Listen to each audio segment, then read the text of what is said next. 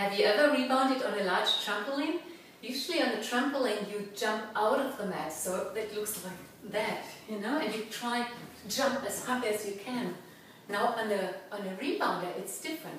On a rebounder, you, instead of jumping out of the mat, you go into the mat.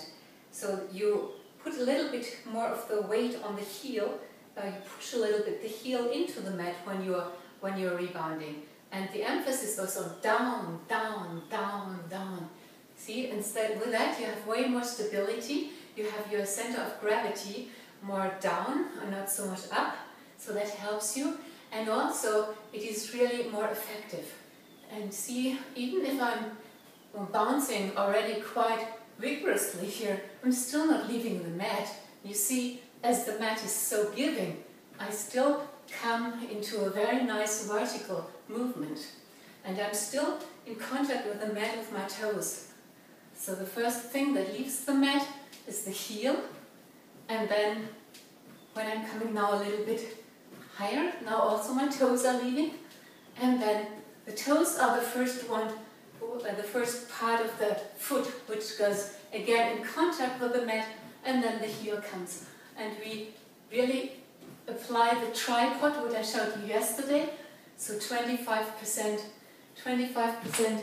of the weight of our body comes through here, 25 here, and 50% on the heel. So what is also important is when you are rebounding that the ankles of your feet are not stiff.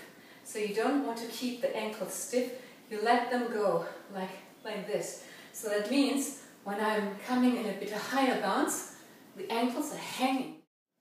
So what we not want to do is jumping like that. That's a terrible feeling. So when I do that, what happens is that I stiffen my neck and I also hold the knees stiff, and it's really, really unhealthy. Plus when I'm hitting the mat, it's really a jolt coming through the body because there's no shock absorption. So the ideal way to rebound is that you really have to hang loose. And you can imagine that you have like a cloth hanger here. So here the cloth, you hang on this hanger, and everything is just held by this hanger. And you can just let it go. Yeah? So that's for the parallel bounce, but also you apply that for all other kinds of movements. Another basic movement of the feet is the cross country. And for the cross country, you slide your feet along the mat in contact with the mat while bouncing. That goes like that. And we will need this movement for exercises. So again, let's look together. We had 3 different ways of rebounding. One is the half bounce or parallel bounce, where the feet stay parallel and where they are hitting the mat at the same time. The next one was the alternating bounce, where you have left, right. And the third one was the cross-country movement. One last thing to the alternating movement. Here it's important, again, that we stay upright and we're not doing this kind of thing. You know, we're not moving our hips in any way or trying to to get, you know, balance.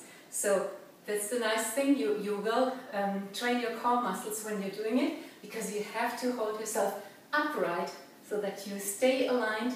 The middle line is always bouncing up and down. That means your navel is always going in a vertical line. It is not going left and right horizontally.